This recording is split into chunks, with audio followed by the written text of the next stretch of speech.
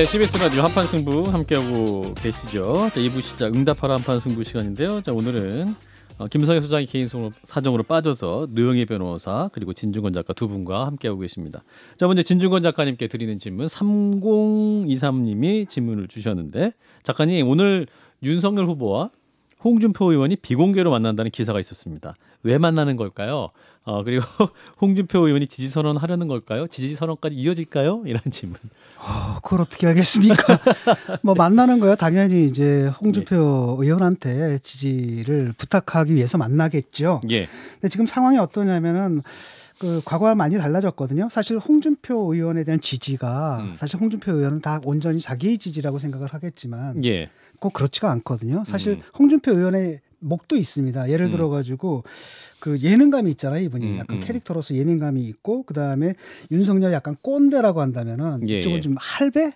이래서 자기 스스로 인기를 끈 측면도 있지만 그 대다수는 바로 뭐냐면 이준석 지지표가 옮겨온 거거든요. 그러니까 사실 그 입당하는 과정이라든지 그다음 입당한 후에도 계속 이준석과 윤석열 캠프 사이에 갈등이 있었는데 이 갈등 속에서 계속 대표를 패싱하다 보니까 이 2030들은 자기들이 패싱당했다고 느낀 거고 그 반감에 홍준표한테 붙어서 여기서 아주 강렬한 안티 윤석열이 됐는데, 최근에 다시 이제 윤석열과 이준석이 결합을 하게 되면서 이 표의 상당수가 몽땅 다 윤석열로 옮겨왔거든요. 그러다 보니까 홍준표의 지지 기반이라는 건 좀 사라진 상태입니다. 예. 그래서 이제라도 여기서 더 나가게 되면 이제 홍준표는 완전히 잊혀지거든요. 그러니까 지금이라도 뭐 지지 선언을 하는 게 자기 지분이 좀 건지는 길이 아닐까. 홍표의 살 길이다. 예. 진중권 작가님의.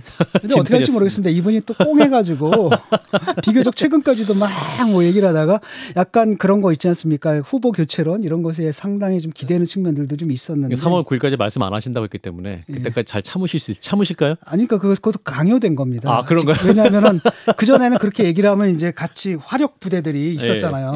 지원 사격을 해줬는데 이번엔 딱 떴는데 지원 사격이 하나도 없는 거예요.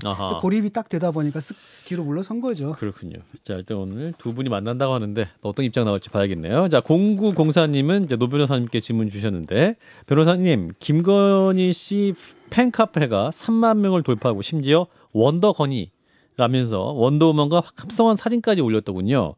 이런 현상 어떻게 판단하십니까? 조직이 움직인 거 아닐까요? 조직이요?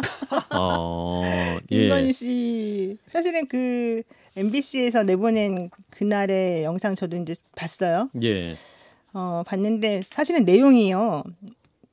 제가 봤을 때는 물론 이제 제가 처음에 기대했던 거 혹은 이제 뭐 찌라시로 들었던 그 내용하고는 많이 거리가 멀었으니까 아주 자극적인 걸 기대했던 사람들이 봤을 때는 좀 실망감이 많이 컸겠습니다만은 뭐 내가 권력을 잡으면은 뭐 가만히 있지 않을 거라는 취지의 그런 발언이라든가 사실은 상당히 충격적이고 공정하지 않은 듯한 그런 발언들이 많아가지고 뭐 감옥에 넣는다든가 뭐 경찰은 뭐 권력이 원래 그런 거야, 경찰이 알아서 할 거야, 이런 발언들 되게 중대한 말이 많았었는데 그런 말에 사람들이 반응하지 않고, 예를 들면은 뭐 내가 이제 그분에 대해서 개인적인 여러 가지 뭐 의혹들이 있었던 걸 해명하는 그런 발언들 있지 않습니까? 그런 발언들에 대해서 해명 참 잘했다. 그리고 이제 말하는 방식이 조금 되게 쿨하고 뭐 시원했다. 이런 거에 반응을 해가지고 오히려 그분을 걸크러시다 이렇게 말하면서 지금 팬카페가 생겼다는 거잖아요. 예, 그렇죠. 그건 사실 조직적으로 움직인 거죠, 말하자면은. 근데 물론 정말 좋은 분도 있지 않을까요? 그럼요. 당연하죠.